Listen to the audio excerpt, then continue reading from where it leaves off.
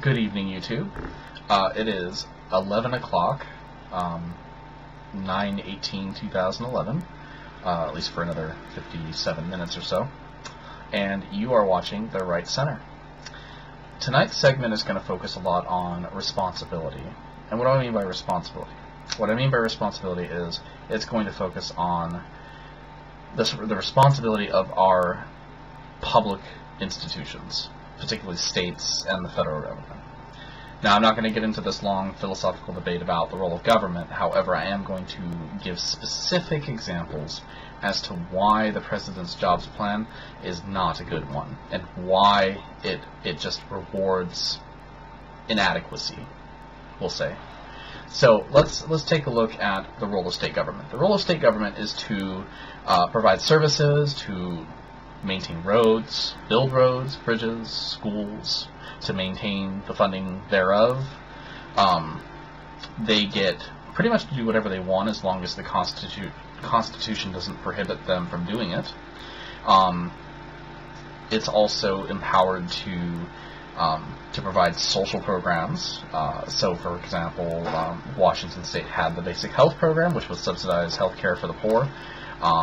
They have, Alaska has a pension program for its citizens for oil profits. So if you live in Alaska, you can get oil profits each year as a citizen.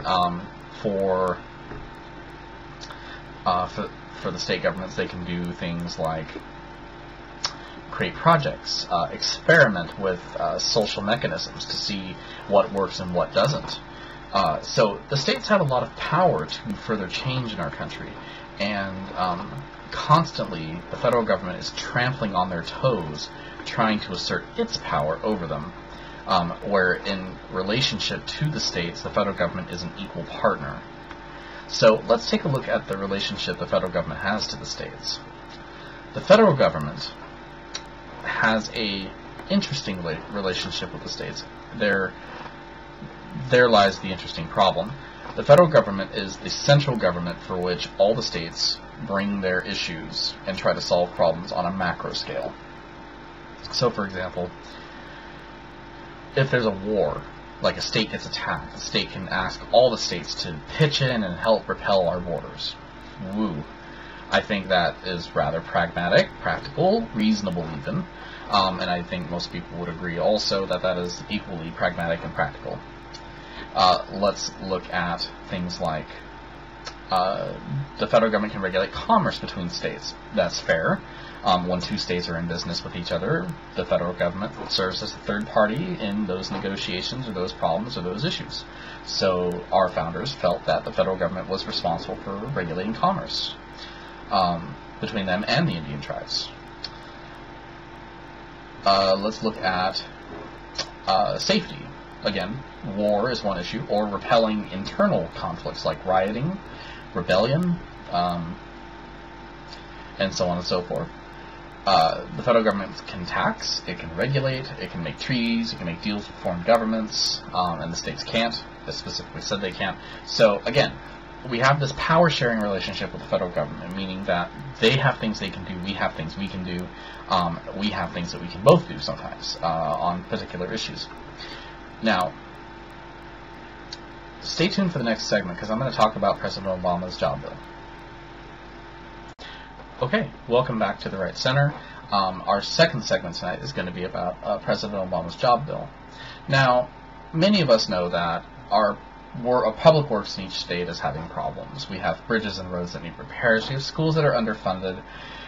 And we have dams that need repaired. We have power plants that are failing or are old and need new ones. So, I mean, the host of problems in regards to public works are just unending. I mean, if there's any job you want to go into that you want to make some money, know how to do public works. You'll make tons of it.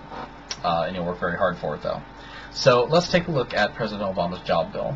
Now, the President proposed spending $447 billion to further help these public works projects out, or to get them started through means of direct investment into states. So the President's going to hand over this bill to Congress. Congress is going to vote on it, and if approved, Congress will delegate money to states, and states will pay for their projects with this money.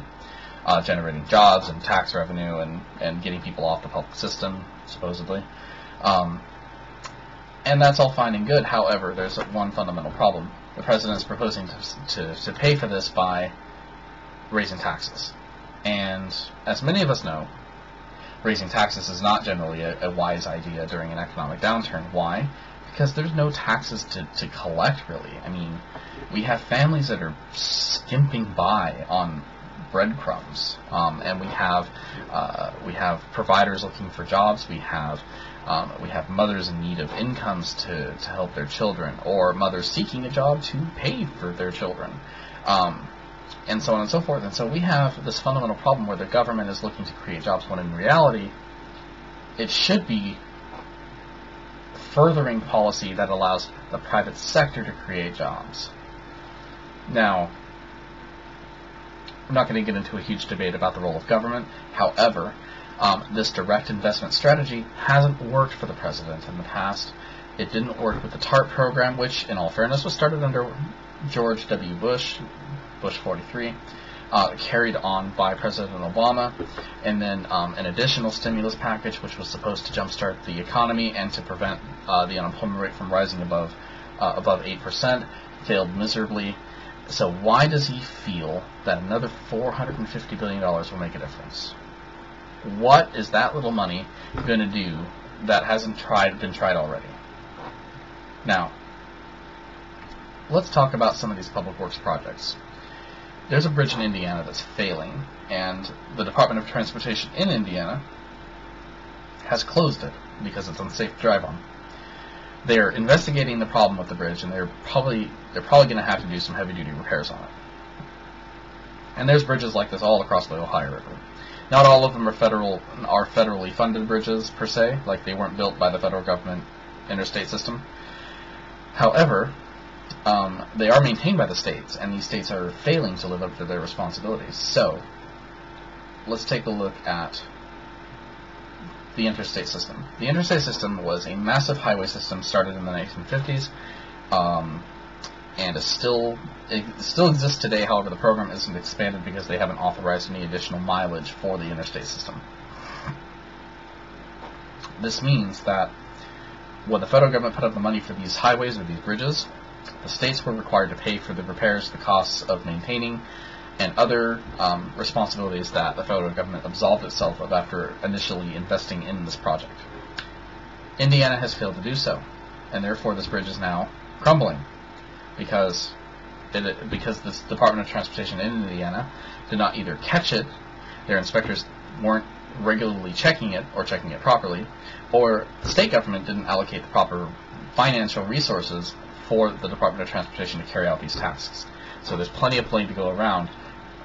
My next question is, why should the federal government bail out the state of Indiana's bridge projects when in reality what should be happening is the citizens of Indiana and Kentucky, both that use this bridge, should be yelling very loud at their state legislators as to why this bridge is falling apart now. Why is this bridge closed when it could have been repaired and caught early and not closed? So, again,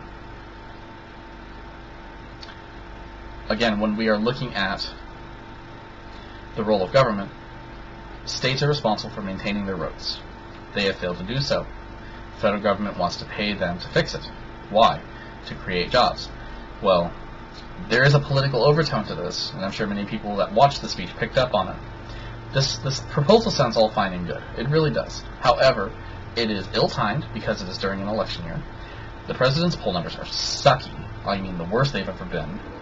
Unemployment is starting to rise again because people cannot find extended periods of employment. It's either temporary, it's federally funded, or public, and so, or businesses are continuing to close.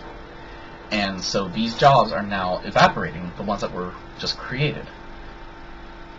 The president cannot afford to create this bill. This bill does not work. It will not work. This is something like this should only be done in absolute desperation, and this is not that point. That point comes when we have people on the streets, literally. This is Great Depression level of desperation, where you start doing things like this to keep people fed. This is not the time for something like this. This is the time to start cutting taxes and programs, to start cutting spending. All of it.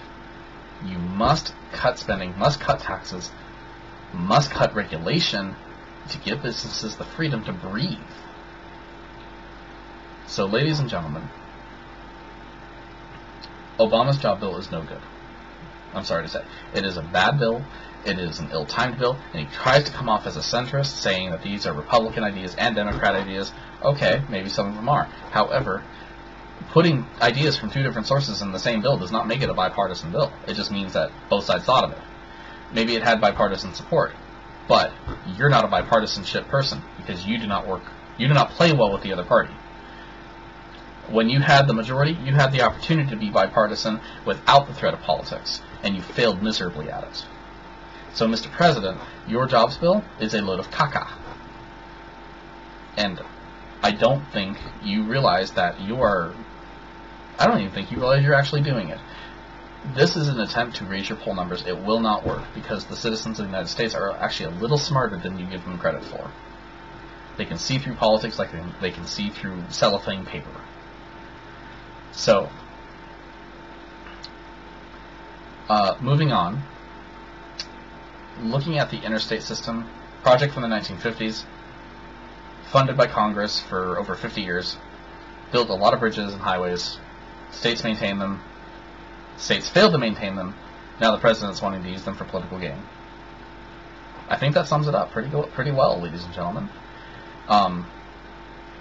So, for those of you in Indiana, I would be very pissed at your state government for allowing these bridges to be closed in the first place.